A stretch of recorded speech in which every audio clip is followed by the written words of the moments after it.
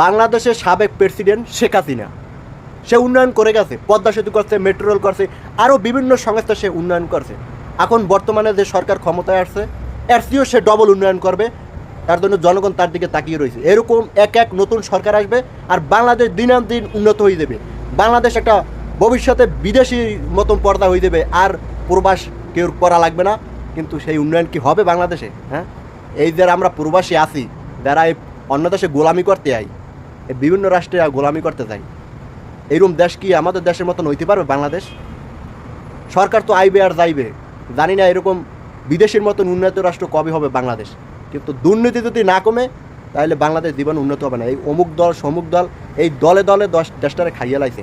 এই পাওছাড়া দালালি হইলে বাংলাদেশ থেকে কমাইতে হইবে, নিজের কাজ নিজে করতে হইবে। তাহলে বাংলা বিদেশ বাড়িতে কোনো রাজনীতি নেই, বিদেশ বাড়িতে কোনো পাওছাড়া দালালি নেই, যার কাজ হে করে।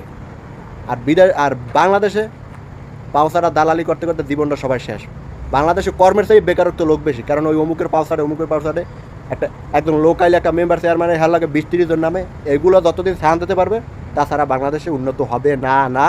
শেখো বাংলাদেশ, বিভিন্ন রাষ্ট্রে কর্মকর্তা দেখে শেখো, ভালো কিছু করো।